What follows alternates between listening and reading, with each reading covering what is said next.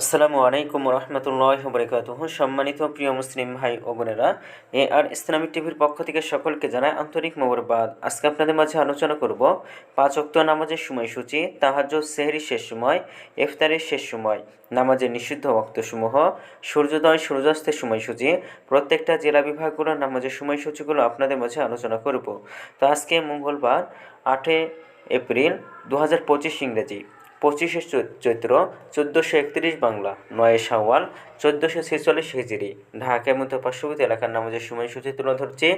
তারপরে অন্যান্য জেলা বিভাগগুলোর নামাজের সময়সূচিগুলো আপনাদের মাঝে ধীরে ধীরে আলোচনা করব। আজকে ঢাকা এবং পার্শ্ববর্তী এলাকার তাহাজ্জুদ এবং সেহরির শেষ সময় হলো 4টা 23 মিনিটে, ইফতারের সময় সন্ধ্যা 6টা 21 মিনিটে।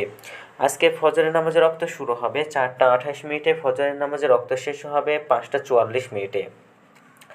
জোহরের নামাজের রক্ত শুরু হবে 12টা 1 মিনিটে, জোহরের নামাজের রক্ত শেষ হবে 4টা 29 মিনিটে। আসরের নামাজের রক্ত শুরু হবে 4টা 30 মিনিটে, আসরের নামাজের রক্ত শেষ হবে 6টা 16 মিনিটে।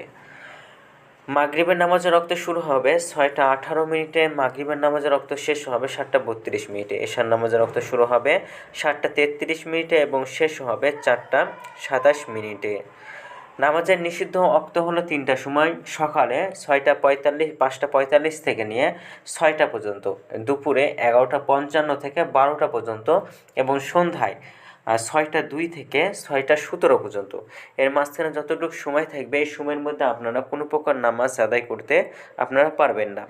আজকে সূর্যাস্ত যাবে 6টা 18 মিনিটে আর আজকে সূর্যোদয় হবে 5টা 45 মিনিটে। এই কারণে ঢাকা এবং তার পার্শ্ববর্তী এলাকার নামাজের সময়সূচি এখন আলোচনা করব। বিভাগীয় শহরের জন্য উল্লিখিত সময়ের সঙ্গে যেসব বিভাগের সময় আপনি যোগ বিয়োগ করবেন তা হলো এই, অর্থাৎ বিয়োগ করবেন চট্টগ্রামে 5 মিনিট এবং সিলেটে 6 মিনিট কম করবেন। ঢাকা এবং তার পার্শ্ববর্তী এলাকার যে নামাজের সময়সূচিরা রয়েছে সেখান থেকে চট্টগ্রামে 5 মিনিট এবং সিলেটে 6 মিনিট কম করবেন। যোগ করবেন খুলনাতে 3 মিনিট, রাজশাহীতে 7 minute, Rangpur 8 minute, Barisal 1 minute বেশি করবেন। ঢাকা এবং তার পার্শ্ববর্তী এলাকার যে নামাজের সময়সূচিরা রয়েছে সেখান থেকে। তো আজকের ভিডিওতে এ পর্যন্ত ছিল। আর এই সূত্রগুলো আমরা নিয়েছি ইসলামিক ফাউন্ডেশন থেকে। ভিডিওটি ভালো লাগলে অবশ্যই চ্যানেলটি সাবস্ক্রাইব করে পাশে থাকবেন। ধন্যবাদ সকলকে। আসসালামু আলাইকুম ওয়া রাহমাতুল্লাহ।